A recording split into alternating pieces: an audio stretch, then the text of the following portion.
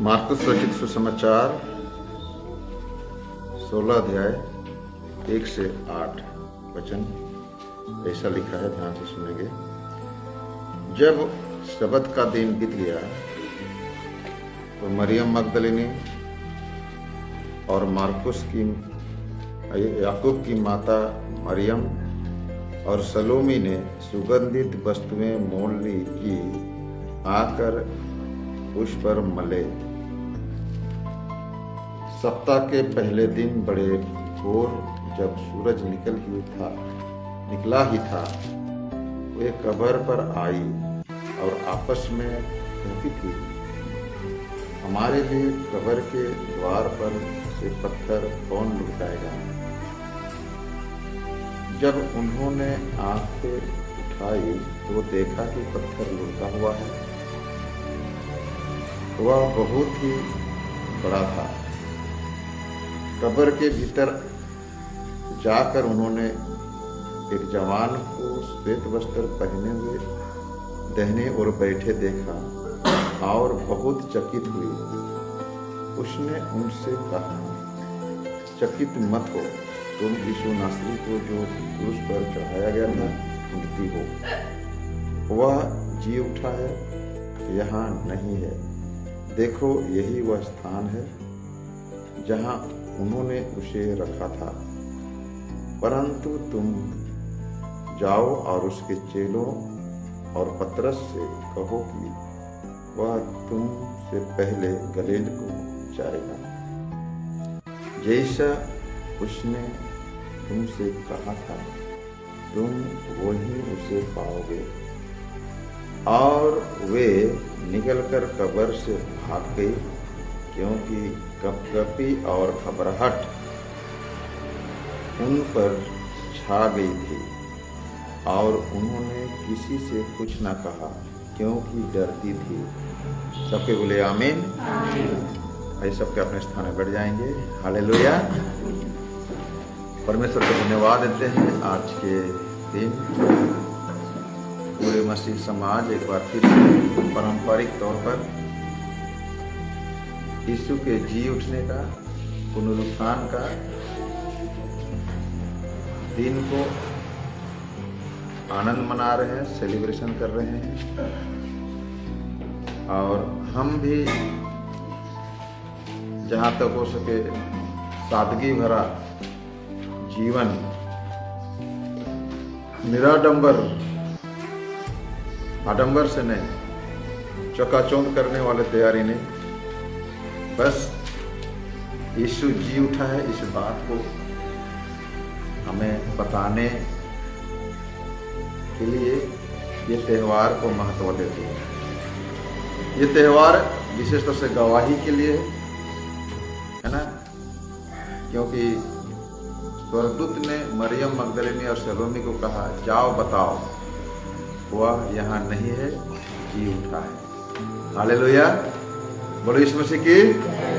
तो यह दिन उस दिन से कुछ अंतर है, कुछ अलग है। कौन दिन से?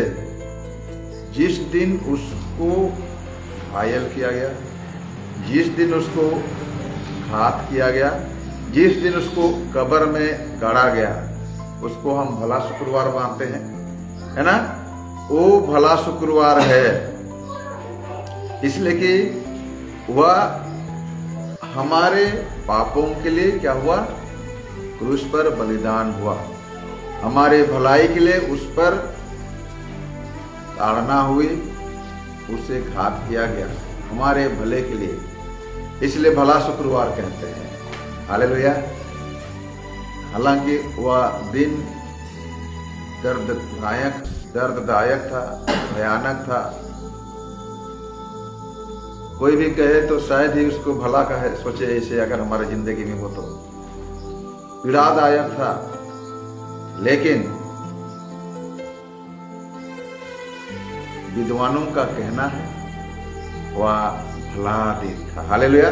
इसलिए गुड फ्राइडे कहा जाता था, उस दिन को कहा गया है। और आज के दिन को क्या कहते हैं? पुनरुत्थान, रिजरेक्शन डे। कोई पारंपरिक कलीसिया इनको ईस्टर बोलते हैं, है ना, लेकिन बाइबल में इसे ईस्टर शब्द का कोई नाम नहीं है। एक देवी देवता मूर्ति पूजा करने वालों का एक देवता का नाम था, देवी का नाम था एस्टोरेट। और उस परंपरा के बीच में जब सुसमाचार पहुंचा, यानी कि उन परंपरा रीति रिवाज उस देवी देवताओं को मानने वाले लोगों के बीच में जब सुसमाचार पहुंचा, तो वो लोग कंप्रोमाइज करने लगे। वो लोग कहने लगे भैया हम इतने आसानी से हमारे इस देवता को नहीं छोड़ेंगे, हमारी जो परंपरा है उसको हम आसानी से नहीं छोड़ सकते। उनका कहना होगा ये सदियों से चलते आ रहा है, तो अगर आप लोग इस परंपरा को मसीहत में लागू करोगे तो ठीक है, हम लोग मानेंगे। तो इस तरह से वहां कंप्रोमाइज किया गया, आपसी मेल मिलाप किया, नेगोशिएबल कहा गया, नेगोटिव किया गया, विचार विमर्श किया गया। और इनके परंपरा का जो महत्व है, विचार है, सोच है, उसको मसीहत में कैसे लागू किया जाए। और उन्होंने निर्णय किया कि यीशु के जी उठने का पर्व को हम लोग उस परंपरा के पर्व नहीं, उस दिन को उस परंपरा के साथ हम लोग मर्ज करेंगे, खाप खिलाएंगे, है ना, मिला लेंगे। तो जो लोग सोच रहे हैं ईस्टर पर्व मना रहे हैं, मतलब कहीं ना कहीं उस देवता को, है ना, संबोधन करें। शाब्दिक तौर पर भले हम यीशु मसीह के जी उठने को मना रहे हैं, लेकिन कहीं ना कहीं ईस्टर अगर शब्द का व्यवहार किया जा रहा है, तो कहीं ना कहीं उस परंपरा, उस देवता को हम संबोधन भी कर रहे हैं, भले 1% हो, 2% हो, 1-2% ही क्यों ना हो। इसीलिए विद्वानों का कहना है कि हमें रिजरेक्शन डे कहना है, इसको क्या कहना पड़ेगा, पुनरुत्थान दिन है। हालेलुया, यीशु के जी उठने का दिन। कल एक जन मुझे बोला कि तुम लोग तो जी उठना पर्व, खिजूर पर्व मना रहा है जी, बोले तो कोई आज के दिन को खिजूर पर्व सोच रहा है ना।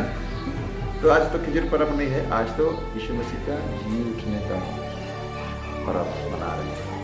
हालेलुया। और यह दिन तो कुछ अलग है, जहां पर परमेश्वर की सामर्थ, जहां पर परमेश्वर की शक्ति का प्रदर्शन होता है। हालेलुया, सबके बोले हालेलुया, बोलो यीशु मसीह की, बोलो यीशु मसीह की। आपको मालूम है, कल हम लोग चर्चा कर रहे थे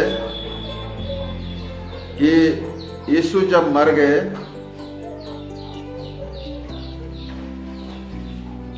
तीन बजे का, दोपहर का 3 बजे का समय था होगा, और यहूदी परंपरा के अनुसार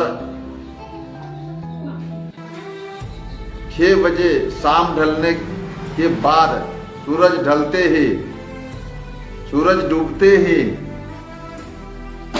शपथ दिन का आरंभ हो जाएगा यहूदी परंपरा के अनुसार।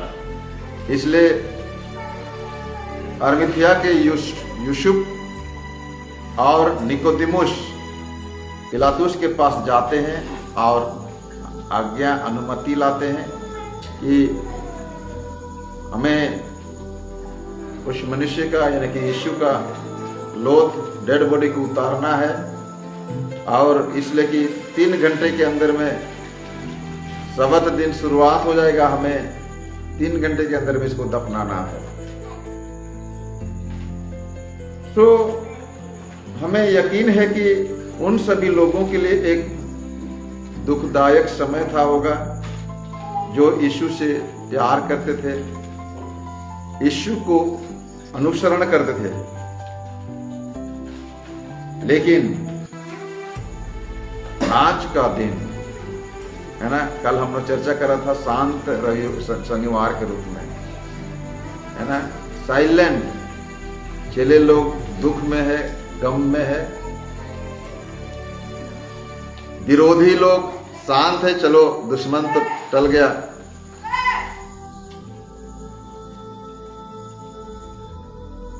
लेकिन आज सुबह कुछ तो होने वाला है। हालेलुया।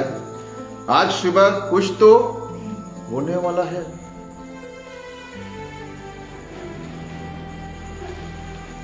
और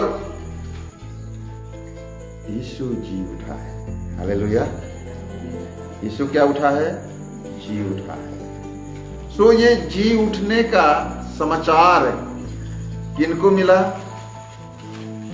मरियम मगदलिनी, मरियम और सलोमी। हालेलुया। किसको किसको मिला? मरियम मगदलिनी जिसमें 7 दुष्ट आत्मा थी, याकूब और यूहन्ना की माता मरियम, और एक सलोमी।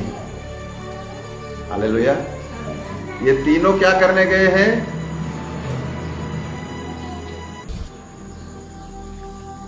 डेड बॉडी में, लाश में, यीशु के देह में क्या करेंगे? सुगंधित द्रव्य डालेंगे।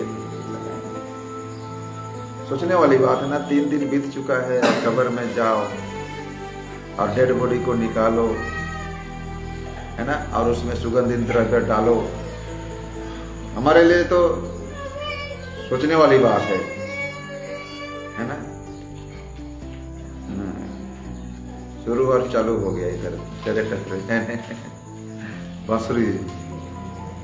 इसीलिए हम बोलते हैं श्री बच्चन के टाइम में ही गड़बड़ी होता है ना। सो जो भी है,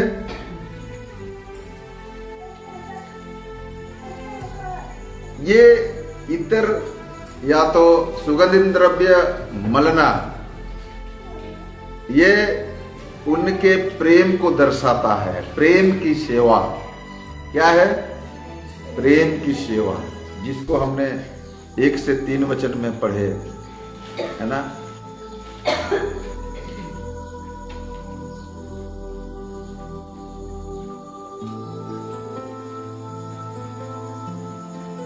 आगे हम लोग पढ़ेंगे। दूसरा जो है उनकी भक्ति को दर्शाता है। भक्ति, प्रेम छिपा हुआ है और क्या छिपा हुआ है? भक्ति। अच्छा, चेले लोग प्यार करते थे कि नहीं? करते थे होंगे, लेकिन भय और डर ने उसको क्या कर दिया है? दबा दिया है। क्या कर दिया है? डर और भय, शोक, दुख, उनको क्या कर दिया है? दबाव में रखा है, छिपने पर मजबूर कर दिया है। लेकिन अगर आपके पास सच्चा प्यार है ना, जैसे इन महिलाओं ने, तीनों महिला ने की, मरियम मगदलिनी और मरियम और सलोमी, उनको कोई रोक नहीं सका। हालेलुया। जहां प्रेम है वहां कोई रोक नहीं सकता। हालेलुया।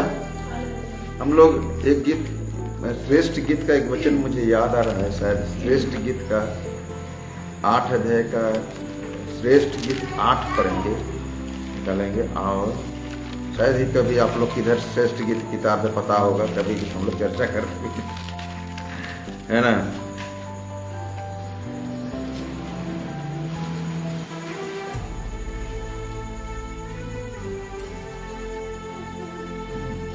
काम नहीं कर रहे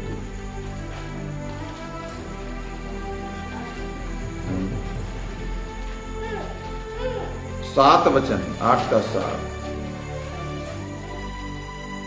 पानी की बाढ़ से भी प्रेम नहीं भूल सकता और ना महानदों से भूल सकता। यदि कोई अपने घर की सारी संपत्ति प्रेम के बदले दे दे तो भी वह अत्यंत तुच्छ ठहरेंगे। आगे देखते हैं, 6 नंबर में पढ़ दीजिए थोड़ा सा। मुझे नगीने के समान अपने हृदय में लगा रखा, ध्यान सुनिए, और ताबीज के समान अपने बाह पर रख, क्योंकि प्रेम मृत्यु के तुल्य सामर्थ्य है। यहाँ प्रेम की सामर्थ्य, हालेलुया। किसके सामर्थ्य? प्यार का सामर्थ्य कैसा है? मृत्यु से भी सामर्थ्य है ना। मृत्यु का भय नहीं होता है जहां प्यार अगर सच्चा है तो, हालेलुया। कब्रिस्तान में चले जाएगा, है ना।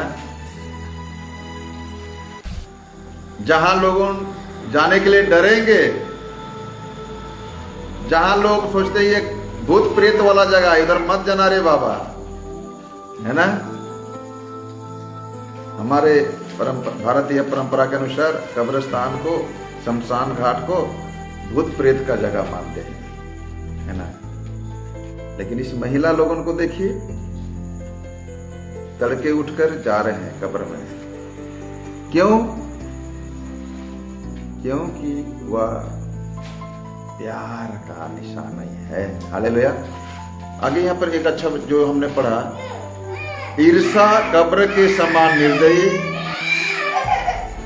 और उसकी ज्वाला अग्नि के दमक है, वरन परमेश्वर की भी ज्वाला है। पानी के बाढ़ से भी प्रेम नहीं बुझ सकता और ना महानदों से डूब सकता है। यदि कोई अपने घर की सारी संपत्ति प्रेम के बदले दे दे तो भी वह अत्यंत तुच्छ ठहरेगी, हालेलुया। जो भी है प्रेम में सामर्थ्य है, हालेलुया। वो मृत्यु को भी क्या करता है? टाल सकता है। मृत्यु भी उसको रोक नहीं सकता। और इस महिलाओं ने भी अपने प्रेम का प्रदर्शन इस रीति से किया, है ना, जिसको यीशु मसीह का जी उठने का पहला समाचार इन महिलाओं को मिला। ये प्रेम का प्रतिफल है, हालेलुया। बोलो यीशु मसीह की। और उसी प्रेम में क्या छिपा हुआ है? भक्ति छिपा हुआ है। क्या छिपा हुआ है? भक्ति, डिवोशन। आपको दूसरा शब्द में बोलो तो आराधना, उपासना भी बोलेंगे, हालेलुया। सो उनकी मृत्यु से वे दुखी है, इसलिए उसके पास मिलने का जल्दी है, भले वो मरा हुआ शरीर से मिलने जा रहे हैं, है ना। और वे सोच रहे हैं कि शायद ये हमारा अंतिम मुलाकात होगा, है ना। हमारे इधर भाई लोगों का, कुछ लोगों का कहना है, जब हम लोग कब्र को पक्का करते हैं, क्या करते हैं? पक्का करते हैं, तो कोई लोग क्या करते हैं? डेड बॉडी को उखाड़ते हैं और देखते हैं, यह आखिरी है ना। क्या बोलता है? यही आखिरी है, बल्कि उसके चेहरे को देखते हैं। पता है कि नहीं? पता नहीं, लेकिन मैं सुना हूं, हालेलुया। मेरे सास को इसे कब्र से पक्का करने के लिए गए, तो हमारा सड़ो जी उनको पखना को निकाल के देखा, उसका चेहरा, है ना, 1 हफ्ता के बाद है, ऐसा है। तो कोई भी सोचता है कि चलो हम लोग ये आखिरी दर्शन होगा, ऐसे करके पक्का करने टाइम में कब्र को, पत्थर को हटाकर देख सकते हैं। तो ये महिला लोग भी सोच रहा है कि ये हमारा क्या है? आखिरी है, और शायद यीशु का शरीर क्या हो जाएगा? सड़ गल के समाप्त हो गया होगा। ये 2-3 दिन तो बर्दाश्त हो जाएगा, है ना। चलिए, सो ये सोच रहे होंगे कि ये उनकी अंतिम सेवा है, इनके यीशु के देह का, डेड बॉडी का, हालेलुया। और जाते समय वो संदेह में भी है कि हमारे लिए पत्थर को कौन लुढ़काएगा, है ना। इतना भारी पत्थर है, कौन लुढ़काएगा? हमसे तो होगा नहीं। पहली बात तो कब्र में जाना डरावनी बात है। दूसरी बात, डेड बॉडी को छूना अशुद्ध माना जाता है कई लोगों को, है ना। तीसरी बात, रुकावट क्या है? बहुत बड़ा पत्थर है, हालेलुया। हम लोग घर में प्लानिंग करते हैं, अरे यार कौन पत्थर उठाएगा, चलो कैंसिल करो, है ना, ऐसे सोचते ना। हमारी बस की तो बात नहीं है, चलो कैंसिल, जाना कैंसिल, ऐसे होता है। लेकिन जहां प्रेम होता है ना, प्रेम मृत्यु से भी सामर्थ्य है। हालेलुया। पत्थर को भी हटा सकता है आपका, अगर इरादा सच्चा हो। अगर आप आत्मा सच्चाई से किसी की सेवा करो, किसी के प्रेम, लगन, मेहनत के साथ, जुनून के साथ अगर कुछ करो, है ना, तो कहते हैं कायनात भी आपका साथ देता है। हालेलुया। किसी की सेवा अगर दिलो जान से करो, शिद्दत से करो, तो कायनात भी आपको क्या करता है, साथ देता है। हालेलुया। ये महिलाओं के हृदय में वो जुनून है, जोश है कुछ कर गुजरने का। क्या करना है, डेड बॉडी में मसाला मिलाना, डालना है, सुगंधित द्रव्य डालना है, सिंपली सी बात। लेकिन कुछ जुनून तो है, भले उनके सामने रुकावट है, भले उनके सामने लोग अशुद्ध बोल सकते हैं, यार तुम लोग नहाना 1 हफ्ता तक, है ना, ऐसे यहूदियों का परंपरा था, है पुराना नियम है कि कोई अगर डेड बॉडी को छुएगा तो 1 सप्ताह तक अशुद्ध माना जाएगा उसको, है ना। और महिलाओं के लिए तो और भी अलग नियम कानून था, है ना। सो ये सारे समाज के प्रावधानों के बावजूद, बंधनों के बावजूद वे निकल पड़े अपने प्रभु की अंतिम सेवा करने के लिए, जबकि उसके प्रभु क्या हो चुका है, उनके हिसाब से मर चुका है, 3 दिन हो गए हैं, कब्र में रखा हुआ है। लेकिन उनका प्रेम के सामने तमाम नकारात्मक परिस्थितियां भी क्या हो गया, घुटने टेक दिया। हालेलुया। हम एक गीत गाते हैं ना, ये मत कहना किसे, खुदा से मेरी मुश्किलें बढ़ी है। हालेलुया, है ना। उन मुश्किलों से कह दो कि मेरे खुदा बड़ा है। हालेलुया। आज वही परिस्थिति है इन महिलाओं के पीछे। इनके सामने मुश्किलें हैं, इनके सामने नकारात्मक परिवेश है, और वे रास्ते में चलते हुए आपस में चर्चा कर रहे, भैया हमारे लिए पत्थर कौन लुढ़काएगा। लेकिन उन्होंने अपने जाने का प्रक्रिया को बंद नहीं किया, स्टॉप नहीं किया। अगर मैं और आप होता तो भैया पहले पत्थर को क्रेन उरेन जुगाड़ करो, जेसीबी उसीबी लगाओ जी, हमसे तो होगा नहीं ढकेलने के द्वारा। लेकिन और ये महिलाओं से तो और बिल्कुल ही नहीं होगा। लेकिन उन्होंने वो प्रक्रिया जो जाने की है, वो प्रक्रिया जो उनके गुरु के प्रति, प्रभु के प्रति प्रेम की प्रक्रिया है, आदर है, वो जारी रखा। और हम आगे पता चलता है कि जब आगे बढ़ते हैं तो पत्थर लुढ़का हुआ है। हालेलुया। पत्थर क्या हुआ है, लुढ़का हुआ है। बोलो यीशु मसीह की, बोलो यीशु मसीह की। तो वो संदेश जो है उसमें जीवन है। क्या है, क्या है? एक आदमी मरा पड़ा हुआ है, 2-3 दिन हो गया, लेकिन स्वर्गदूत कहते हैं वह यहां पर नहीं है, देखो ये जगह जहां पर रखा हुआ था, वो क्या हुआ है, जी उठा है। ये उसके जी उठने का संदेश में क्या छिपा हुआ है, जीवन। क्या है, जीवन, लाइफ। डरो मत, ये डरते हुए जा, देखे तो पहली बात तो पत्थर कौन लुढ़काएगा उसका टेंशन था, भैया अभी पत्थर लुढ़का हुआ है। तो दूसरा टेंशन क्या आ गया, डेड बॉडी गायब है। तो वे डर रहे हैं, है ना, वे चिंता में है। यीशु मसीह के डेड बॉडी को किसी ने चुरा लिया। यूहन्ना की किताब में हम पढ़ते हैं तो मरियम मगदलिनी के सामने पहले यीशु दर्शन दिया यूहन्ना के अनुसार, और यीशु को मरियम सोच रहा है कि ये माली है ना, इसलिए रोते हुए मरियम यीशु को पूछ रहा है कि हे गुरु, मेरे प्रभु के लाश को किसी ने ले गया है ना, मेरे प्रभु के देह को किसी ने, डेड बॉडी को किसी ने ले लिया है। तू अगर जानता है तो बताओ, मैं ये लेके आया हूं, है ना। तब यीशु उनका नाम लेकर बुलाता है, तब मरियम समझ जाती है कि ये प्रभु है।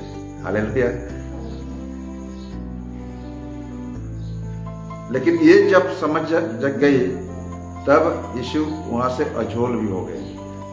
जो भी है, यीशु का देह क्या है?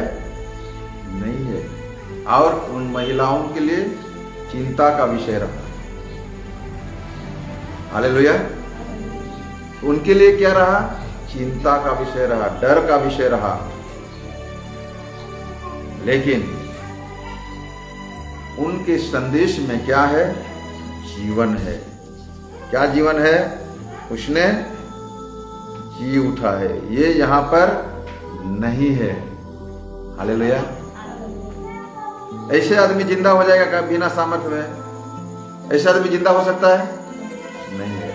कुछ तो है जो डेड बॉडी जो मरा पड़ा था उसको हलचल किया, उसमें सांस आई, कुछ तो उसमें है। ये जीवन, ये श्वास जो है जीवन है, और ये जीवन परमेश्वर का सामर्थ्य है। हालेलुया। क्या है? परमेश्वर का सामर्थ्य। वचन बहुत लंबा है, हम लोग पढ़ेंगे 1 कोरिन्थी 15 अध्याय का 12 से 20। किसी को मिल रहा है तो पढ़ेंगे, मैं आपके पीछे पीछे पढ़ूंगा। 1 कोरिन्थी 15 अध्याय का 12 से 20। ध्यान से सुनेंगे क्या लिखा है। सो जबकि मसीह का क्या प्रचार किया जा रहा है? वह मरे हुओं में से जी उठा, तो तुम में से क्यों कर कहते हो मरे हुओं का पुनरुत्थान है ही नहीं। यदि मरे हुओं का पुनरुत्थान है ही नहीं तो मसीह भी जी नहीं उठा, और यदि मसीह नहीं जी उठा तो हमारा प्रचार करना भी व्यर्थ है और तुम्हारा विश्वास भी व्यर्थ है। ध्यान से सुनिए, व्यर्थ क्या है? वरन परमेश्वर के झूठे गवाह ठहरेंगे, क्योंकि हमने परमेश्वर के विषय में यह गवाही दी कि उसने मसीह को जिला दिया, यद्यपि नहीं जिलाया। यदि मरे हुए नहीं जी उठते और तुम्हें मुर्दे नहीं जी उठ और यदि मुर्दे नहीं जी उठते तो मसीह भी नहीं जी उठा, और यदि मसीह नहीं जी उठा तो तुम्हारा विश्वास व्यर्थ है और तुम अब तक अपने पापों में फंसे हो। ध्यान से सुनिए, वरन जो मसीह में सो गए हैं वे भी नष्ट होंगे। यदि हम केवल इसी जीवन में मसीह से आशा रखते हैं तो हम सब मनुष्यों से अधिक अभागे हैं, परंतु सचमुच मसीह मुर्दों में से जी उठा है, और जो सो गए हैं उनमें वह पहला फल हुआ। हालेलुया। सो ये संदेश कि निश्चय प्रभु जी उठा है, इसमें परमेश्वर के सामर्थ्य छिपा हुआ है। हालेलुया। इफिसियों के पत्री 2 अध्याय का 1 में लिखा है, उसने तुम्हें भी जिलाया। हालेलुया। उसने क्या किया? तुम्हें भी जिलाया, जो अपने अपने पापों के कारण मरा हुआ था। और हमने जितने भी अभी उनके वचन को सुन रहे हैं, सुनने के लिए यहाँ पर इकट्ठे हुए हैं, कहीं ना कहीं उन सामर्थ को अपने जीवन में अनुभव किया है। हालेलुया। आपको जो चंगाई मिला है, ये पुनरुत्थान का सामर्थ्य है। किसी भी बीमारी का चंगाई क्यों ना हो, छुटकारा क्यों ना हो, kidney fail, heart attack fail, brain stroke, बड़ी बड़ी बीमारियां चंगाई होने लगती है, स्वस्थता होती है, भूत प्रेत भगता है, मिर्गी, कोढ़,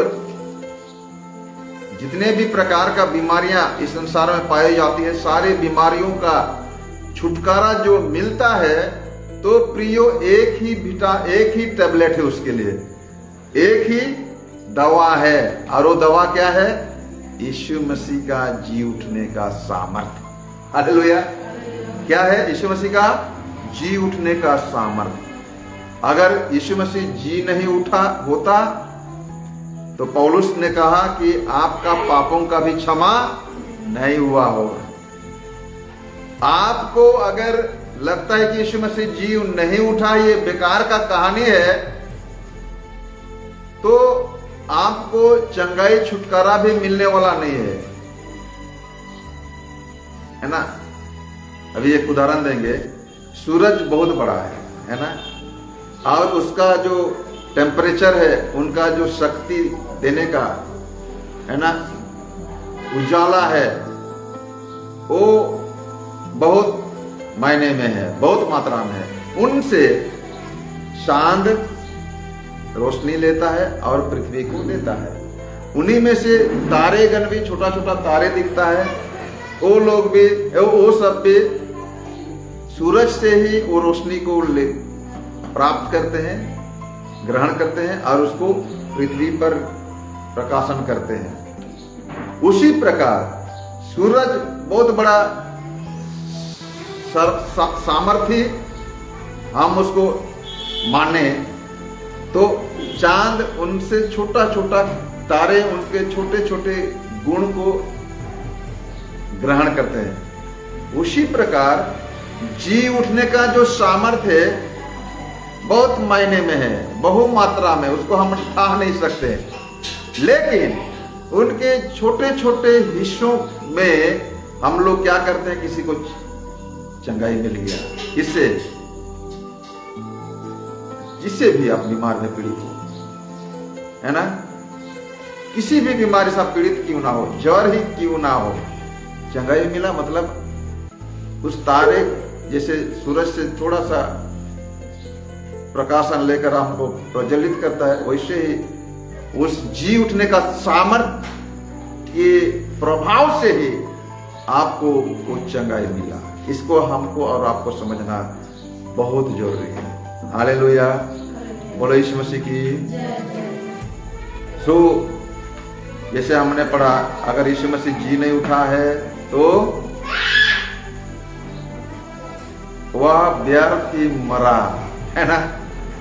कल हमने चर्चा कर रहा था रात के टाइम में, जब यीशु मसीह क्रूस पर सारे जगत के पापों को उठाकर लटका हुआ है ना, तो परमेश्वर पिता और पुत्र यीशु मसीह का क्या हो गया है? अलगाव हो गया है। क्या हो गया है?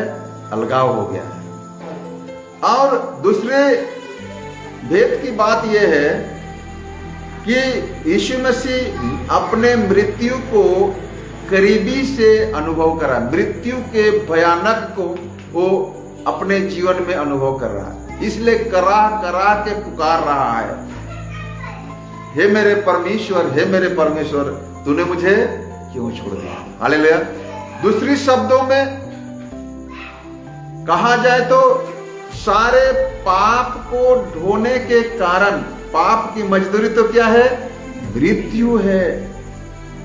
वह उस दूसरी मृत्यु को भी बड़ी निकटता से अनुभव कर रहा है। दूसरी मृत्यु, जैसे हम कल चर्चा कर रहे थे,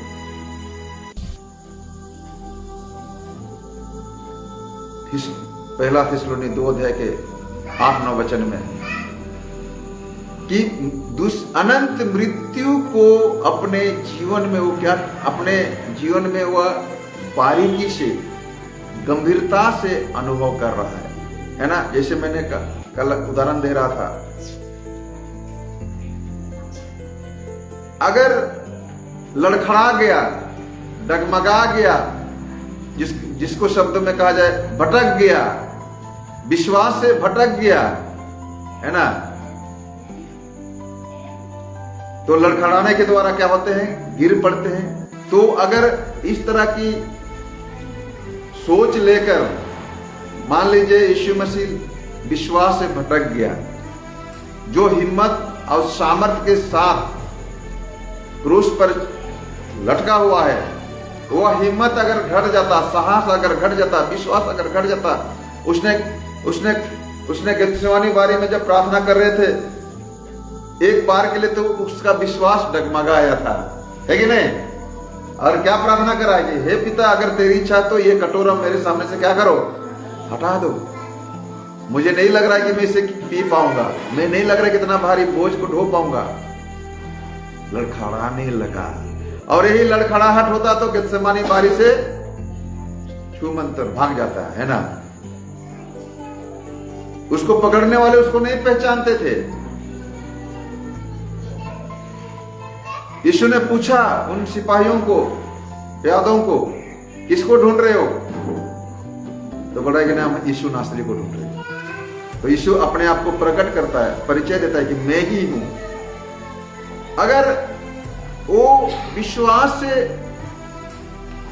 भटक जाता, आप और मैं होते तो क्या होते? चलो भैया थोड़ा सा आराम करें, छुप जाए, छिप के रहो। ये विश्वास से भटकना। पतरस बोलता है, जब 3 बार भविष्यवाणी किया यीशु अपनी मृत्यु के विषय में, 3 बार भविष्यवाणी किया कि हम यरूशलेम जाएंगे, वहां फरीसी लोग, याजक लोग मुझे बंदीगृह में डालेंगे, जाति को पकड़ेंगे, सौंपेंगे और मुझे घात करेंगे, लेकिन मैं तीसरा दिन क्या हो जाऊंगा? पतरस भैया बोलता है कि नहीं, इसे बिल्कुल नहीं होना चाहिए, विश्वास से भटकना। हालेलुया। यीशु मसीह भी एक पल के लिए तो भटक चुके थे। इस कटोरे को हटाओ ऐसे बोले थे पिताजी को, लेकिन संभल गए। क्या हो गए? बोले फिर भी नहीं, पर तेरी इच्छा पूरा हो। यदि तू चाहता है पिता कि मेरे पिए बिना ये कटोरा ये बिना नहीं टल सकता, तो मैं अवश्य ही पीऊंगा। ये दृढ़ता है, ये दृढ़ता है, स्थिरता है, मजबूती है। और उसी मजबूती के साथ सारे जगत के पापों को लेकर क्रूस पर बलिदान हो गया। और जब बलिदान हुआ है, परमेश्वर उनको कुछ पल के लिए तो छोड़ दिया। हालेलुया। कुछ पल के लिए तो अपने आप में अकेला महसूस कर रहा है और कहता है कि हे पिता, हे परमेश्वर, तूने मुझे क्यों छोड़ दिया? क्योंकि उस घड़ी सिर्फ पाप का बोझ नहीं, वह सिर्फ पाप का बोझ से दबा हुआ नहीं है, लेकिन जब नीचे झांक कर देख रहा है तो नरक का मृत्यु भी दिखाई पड़ रहा है। हालेलुया। आग और गंधक का वो झील भी नजर आ रहा होगा उनको। भैया अगर डगमगा गया तो मैं वहीं गिरूंगा, और मैं गिर गया तो ये सारे मानव जाति का क्या होगा? लेकिन उसने स्थिर, गंभीरता, दृढ़ता के साथ बना रहा। हालेलुया। बोलो यीशु मसीह की। सो अगर यीशु मसीह जी नहीं उठता तो हमारा विश्वास व्यर्थ है, हमारी गवाही देना, प्रचार करना भी व्यर्थ है। इधर रोमियों की पत्री 4 अध्याय के 24 वचन में और 5 अध्याय के 10 में लिखा है कि उसका मृत्यु भी व्यर्थ है। क्यों मरा यार? तुमको जीना नहीं, तेरे में जी उठने का सामर्थ्य नहीं है तो काहे मरेगा भैया तुम, ऐसे हम बोलते हैं। और यहाँ पर रोमियो की पत्री 4:24 में लिखा है, वैसे 5:10 में लिखा है, वह क्या है, व्यर्थ ठहरेगा, उसका मृत्यु भी व्यर्थ ठहरेगा। मत्ती 16:6 और 21 में और 12:40 में लिखा है, उसने झूठा ठहरेगा। वह क्या ठहरेगा? झूठा। पौलुस भी उसी बात को बोलते हैं, हम भी झूठे ठहरेंगे, हमारी गवाही भी झूठे ठहरेगा। लेकिन अंत में बोलता है, परंतु सचमुच मसीह मुर्दों में से जी उठा है। स्वर्गदूत बोलते हैं, देखो वह यहां पर नहीं है। मरियम मगदलिनी और सलोमी को कहते हैं, देखो यहां पर ये नहीं है। हालेलुया, बोलो यीशु मसीह की।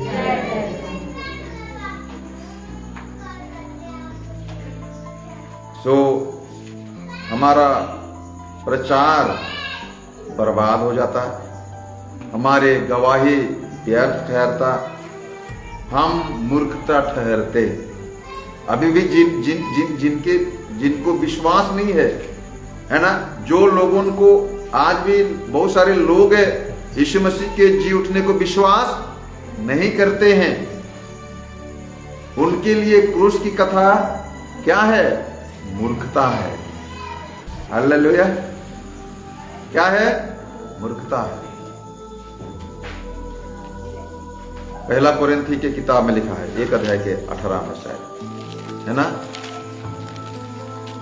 देखिए क्या लिखा है, क्योंकि क्रूस की कथा नाश होने वालों के लिए मूर्खता है, परंतु हम उद्धार पाने वालों के लिए परमेश्वर की सामर्थ है। हालेलुया। सो अगर यीशु मसीह जी नहीं उठा होता, पुनरुत्थान नहीं हुआ होता, तो पहला बात है उनका मरना व्यर्थ होता। दूसरा क्या है, उसने झूठ, उसका गवाही, किसका? यीशु मसीह का गवाही, जो मत्ती 6:21 में और 16:21 में और 12:40 में लिखा है, वह झूठा ठहरता। अगर यीशु मसीह जी नहीं उठता, 14 नंबर वचन कह रहे हैं कि हमारा ये प्रचार का समय भी व्यर्थ हो जाता। उसी 14 में लिखा हुआ है, मैंने पहला कोरिन्थी के जो किताब हम लोग 15 के जो पढ़ रहे थे उसी में लिखा है, हमारा विश्वास मूर्खता होता। हम लोग 15 वचन में लिखा है, हम लोग झूठे ठहरते। 17 में लिखा हुआ है, अभी भी हम पापों में खोए हुए रहते। 17 नंबर वचन है ना, क्योंकि मसीह ने, हम लोग क्या हुए होते? बट मसीह अगर जी नहीं उठा तो हुआ होता तो हम लोग भटके हुए होते।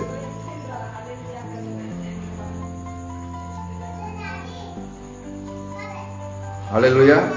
18 नंबर वचन बताता है, पहला कोरिन्थी 15:18 में,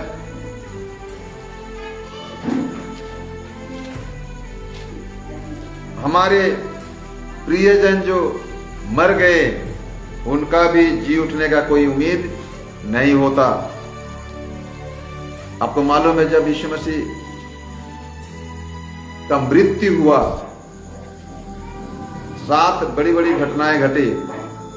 उन 7 घटनाओं में से एक घटना था, कब्रें खुल गई और मृतक लोग, मुर्दे लोग जी उठे, है ना। उस समय की बात, जब यीशु मसीह जिस दिन मरा उसी दिन मुर्दे जी उठे, ऐसे वचन लिखा हुआ है। वो सब नरक में पड़े होते अभी भी, हम भी नरक में पड़े होते अगर यीशु मसीह जी नहीं उठा होता। पर हम पर परमेश्वर की दया है, परमेश्वर हम पर अनुग्रह किया है, अपने बेटे को मरने के लिए भेजा और उसको जिलाया भी। हालेलुया। यीशु को किसने जिलाया? परमेश्वर, यानी कि परमेश्वर की सामर्थ।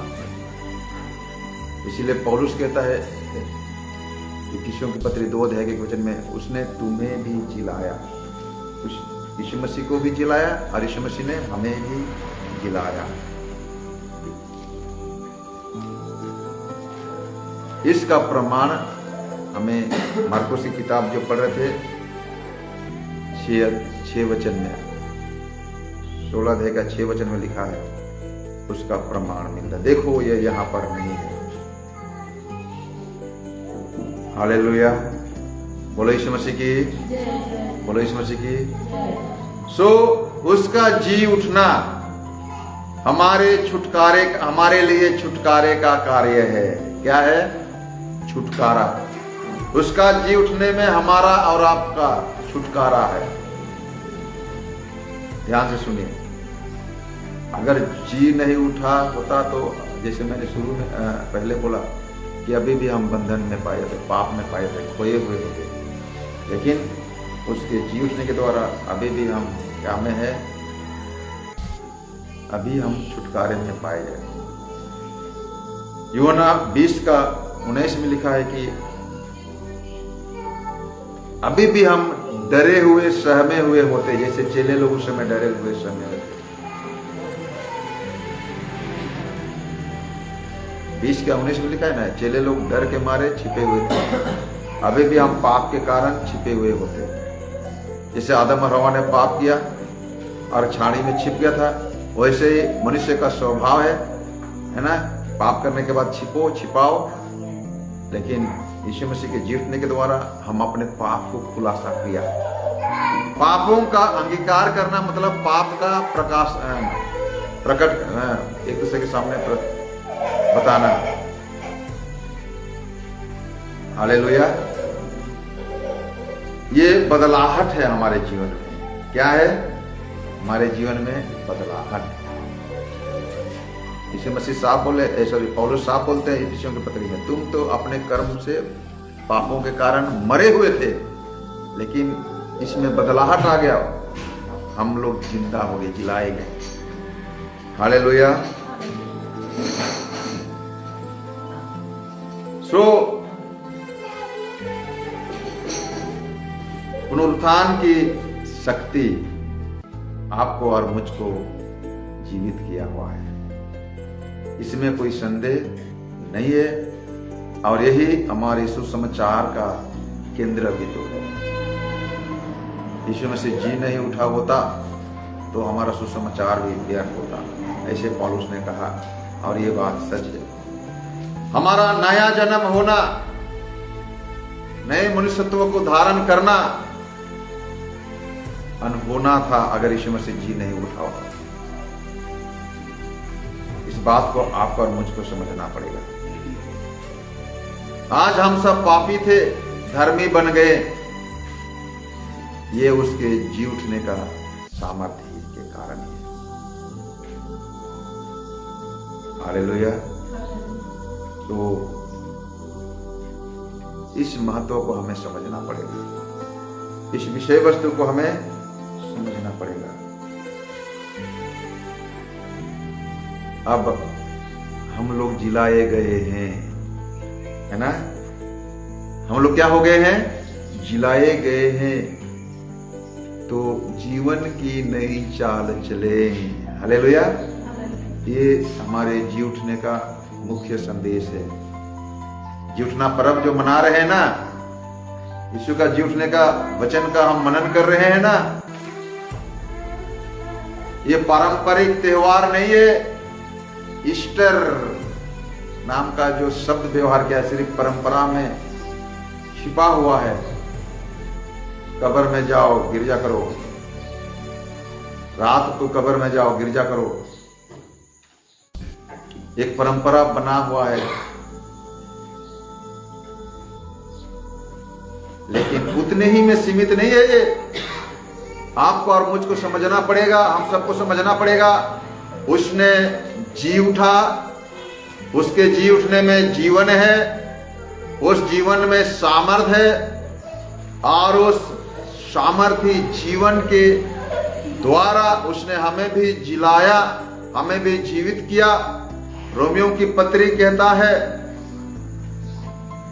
क्या हम यूं ही पाप करते रहे?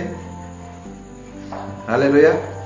क्या कहता है? क्या हम ऐसे ही पाप करते रहे ताकि हमें अनुग्रह और अनुग्रह होती रहे, जीवन और जीवन होती रहे, मिलती रहे,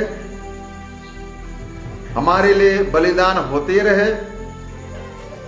कदापि नहीं। यीशु मसीह एक ही बार सारे मानव जाति के कल्याण के लिए बलिदान हुए। उसको और दोबारा बलिदान होने के लिए आने वाला नहीं पड़ेगा, आना नहीं है। आपको समझना पड़ेगा उस अनुग्रह को। इसलिए और कदापि पाप ना करो। कहते हैं रोमी 6:4 में, उसके मृत्यु का बपतिस्मा लेने के द्वारा हम उसके साथ क्या हो गए हैं? गाड़े गए हैं। और जैसे पुत्र पिता की महिमा से जिलाया गया है ना, ध्यान सुनिए, अभी यहां पर जोड़ेंगे, जैसे पिता के सामर्थ्य से, पिता के महिमा से, पिता के द्वारा पुत्र क्या किया गया है? जिलाया गया, जी उठा। इफिसी 2:1 कहता है, वैसे ही हम भी क्या किए? जिलाए गए। अतः रोमी 6:4 में लिखा है कि अतः जीवन की नई चाल से चले। हालेलुया। जीवन की नई चाल चले। हमारा जीवन क्या हो जाना चाहिए? बदलना चाहिए। पौलुस कहता है, अब मैं जिंदा नहीं रहा, है ना। गलातियों की पत्री 2:20 में लिखा है, अब मैं जिंदा नहीं रहा। कौन जीवित रहता है? अभी यीशु जिंदा रहता है। मैं नहीं बोलता, कौन बोल रहा है? कौन सुनता है? कौन कर रहा है? हालेलुया। यीशु बोलते कि मैं जो कुछ पिता को देखता हूं करते हुए वही मैं करता हूं। हालेलुया। अभी आपको भी वैसे बोलना पड़ेगा। यीशु जो करने बोल रहा है वही कर रहा हूं, यानी कि मैं नहीं कर रहा, यीशु कर रहा है। हालेलुया। बोलो यीशु मसीह की, बोलो यीशु मसीह की।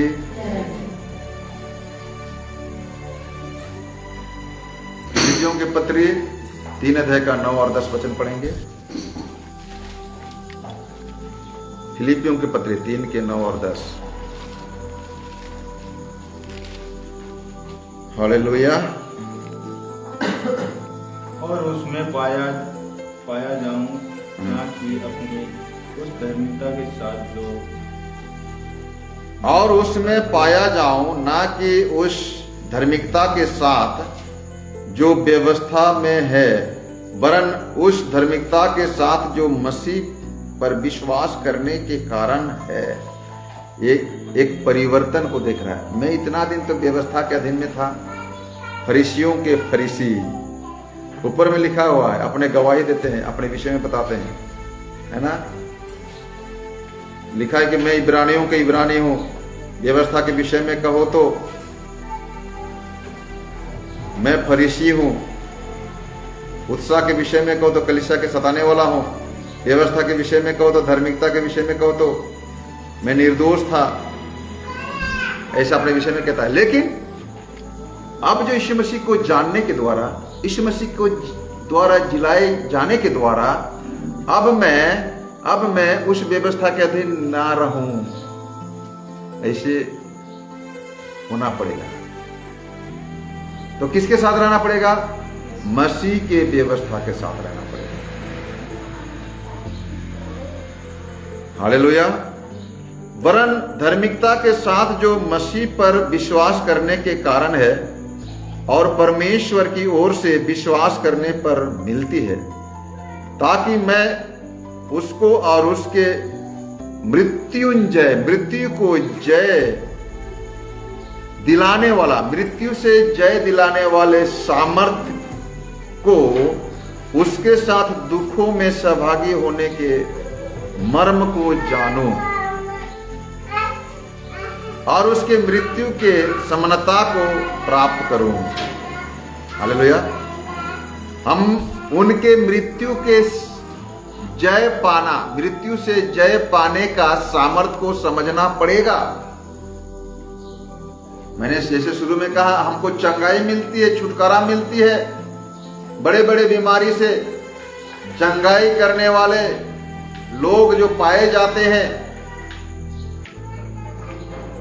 वे इसी सामर्थ्य से छुटकारा देते हैं, यानी कि कार्य करते हैं। वो कौन सा सामर्थ्य है? यीशु मसीह का मृत्यु से जय पाने वाला सामर्थ्य, मृत्युंजय सामर्थ्य को मैं समझूं, ऐसे पौलुस कह रहा है। हालेलुया, बोलो यीशु मसीह की। सो ये इतवार जो है, पुनरुत्थान यीशु मसीह का जी उठने का इतवार जो है, सिर्फ पारंपरिक ढंग से ही सीमित नहीं होना चाहिए, उससे भी बढ़कर हमारे जीवन में परिवर्तन होना चाहिए। हालेलुया। कल हम लोग चर्चा कर रहे थे, 40 दिन तक तो दारू, गुटखा, तंबाकू सब छूटा है ना, नामधारी ईसाइयों का। लेकिन जैसे ही अभी गिरजा शुरू होगा 12-11 बजे के बाद चालू हो जाएगा, है ना। इधर संदेश कुछ और बोलता है, हमको सिगरेट, दारू, शराब को छोड़ा है, उसी को फिर से 40 दिन के बाद लागू करेंगे और गाना गाएंगे, कैसे बदला। ऐसे नामधारी मसीह ने जीवन की सच्चाई को समझना अति आवश्यक है। जी उठने का सच्चाई को समझना है, सत्ता को समझना जरूरी। बोले यीशु मसीह की। मैं सोचता हूँ परमेश्वर हम सबों से बातें किया है। आज हमारे साथ प्रभु के दास अगस्त गोई है, पदार्थ पारिक भी है, और जितने भी ऑनलाइन में व्हाट्सएप के द्वारा, फेसबुक के द्वारा, यूट्यूब के द्वारा संदेश सुनेंगे, उन सबको परमेश्वर को उदाहरण और यीशु के जी उठने का, पुनरुत्थान का अभिनंदन, प्यार, सामर्थ्य सबको निरंतर मिलती रहे। सबके बोले आमीन। परमेश्वर आप सबको